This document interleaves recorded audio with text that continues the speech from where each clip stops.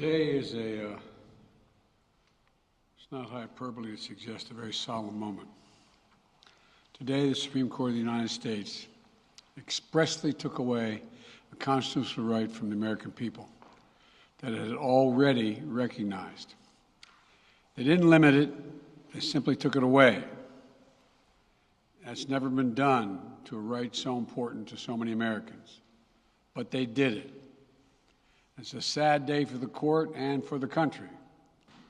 50 years ago, Roe v. Wade was decided and has been the law of the land since then. This landmark case protected a woman's right to choose, her right to make intensely personal decisions with her doctor, free from the interference of politics. It reaffirmed basic principles of equality, that women have the power to control their own destiny, and it reinforced a fundamental right of privacy, the right of each of us to choose how to live our lives. Now, with Roe gone, let's be very clear. The health and life of women in this nation are now at risk. As chairman and ranking member of the Senate Judiciary Committee, as vice president and now as president of the United States, I've studied this case carefully. I've overseen more Supreme Court confirmations than anyone today, where this case was always discussed. I believe Roe v. Wade was the correct decision as a matter of constitutional law and application of the fundamental right to privacy and liberty in matters of family and personal autonomy. It was a decision on a complex matter that drew a careful balance between a woman's right to choose earlier in her pregnancy and the state's ability to regulate later in her pregnancy. A decision with broad national consensus that most Americans of faith and backgrounds found acceptable, and that have been the law of the land for most of the lifetime of Americans today. And it was a constitutional principle upheld by justices appointed by Democrat and Republican presidents alike. Roe v. Wade was a 7-2 decision, written by a justice appointed by a Republican president, Richard Nixon. In the 5 decades that followed Roe v. Wade, justices appointed by Republican presidents from Eisenhower, Nixon, and Reagan, George W. Bush, were among the justices who voted to uphold the principles set forth in Roe v. Wade. It was 3 justices named by one president, Donald Trump, who were the core of today's decision to upend the scales of justice and eliminate a fundamental right for women in this country. Make no mistake, this decision is a culmination of a deliberate effort over decades to upset the balance of our law. It's a realization of an extreme ideology and a tragic error by the Supreme Court, in my view. The court has done what it has never done before, expressly take away a constitutional right that is so fundamental to so many Americans that had already been recognized. The court's decision to do so will have real and immediate consequences. State laws banning abortion are automatically taking effect today, jeopardizing the health of millions of women, some without exceptions. So extreme that women could be punished for protecting their health. So extreme that women and girls were forced to bear their rapist's child. With the child, a consequence. It just stuns me. So extreme that doctors will be criminalized for fulfilling their duty to care.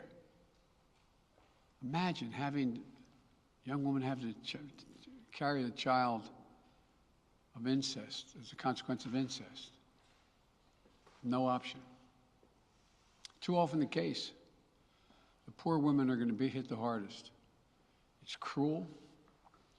In fact, the court laid out state laws criminalizing abortion that go back to the 1800s as rationale. The court literally taking America back 150 years. This is a sad day for the country, in my view.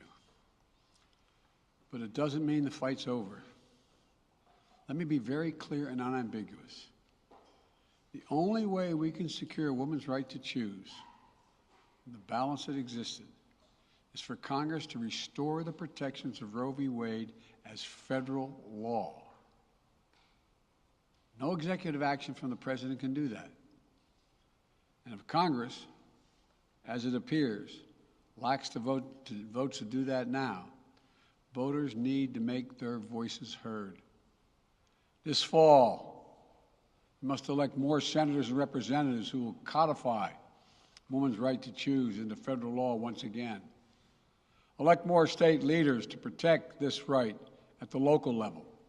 We need to restore the protections of Roe as law of the land. We need to elect officials who will do that. This fall, Roe is on the ballot. Personal freedoms are on the ballot. The right to privacy, liberty, equality, they're all on the ballot.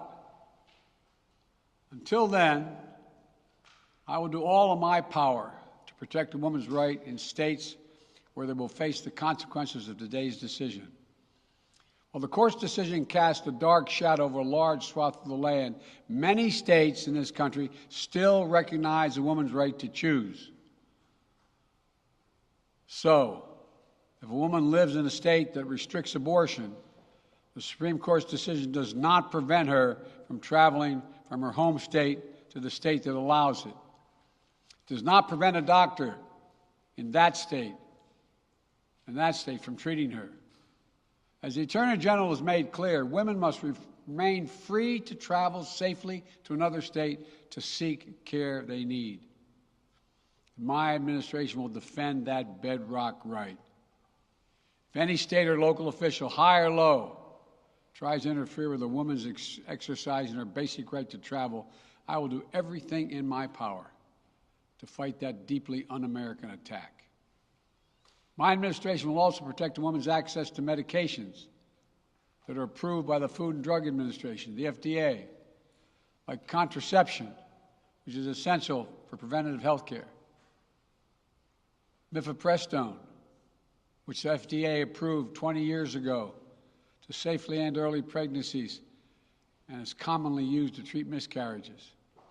Some states are saying that they'll try to ban or severely restrict access to these medications.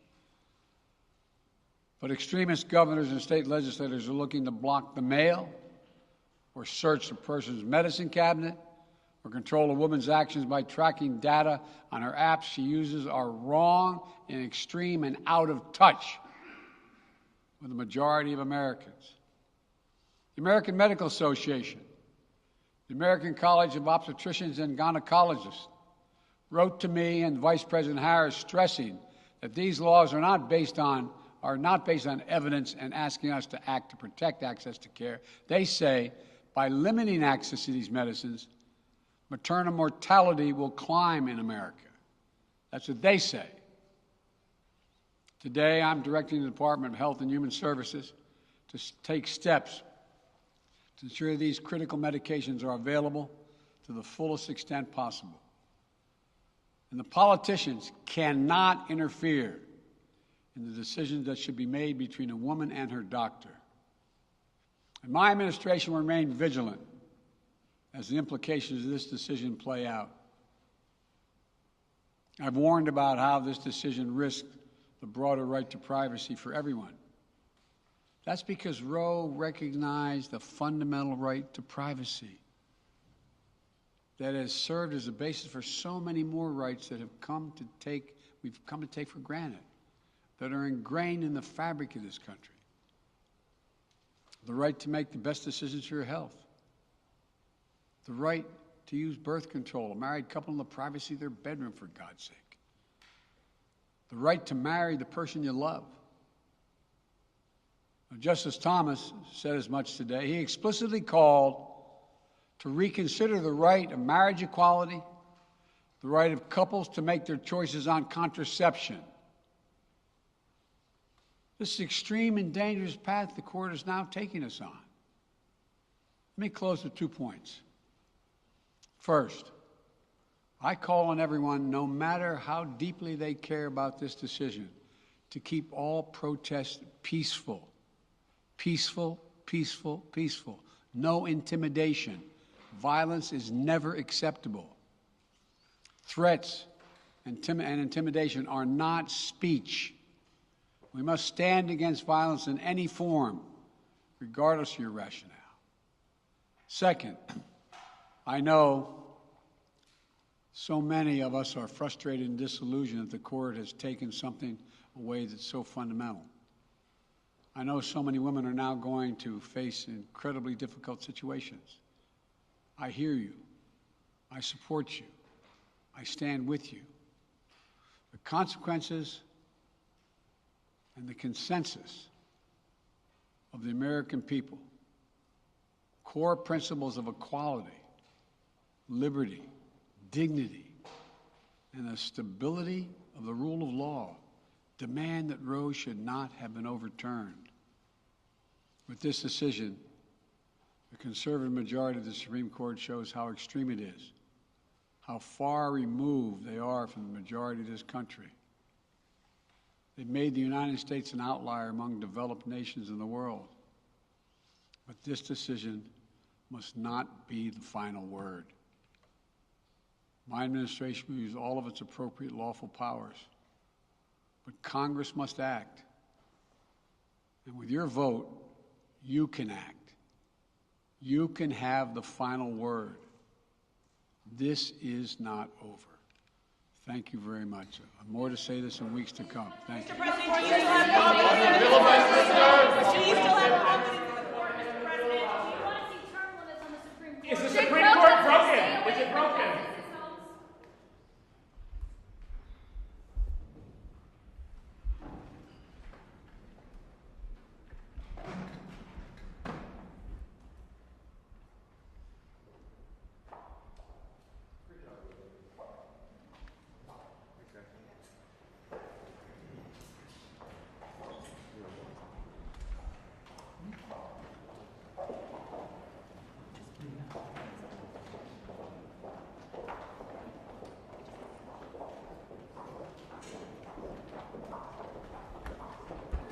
Would you have had a cutaway camera that would have shot that? Yes, they just showed it. They definitely. All the women? Okay, good. I think Jasmine mentioned it in the full notices.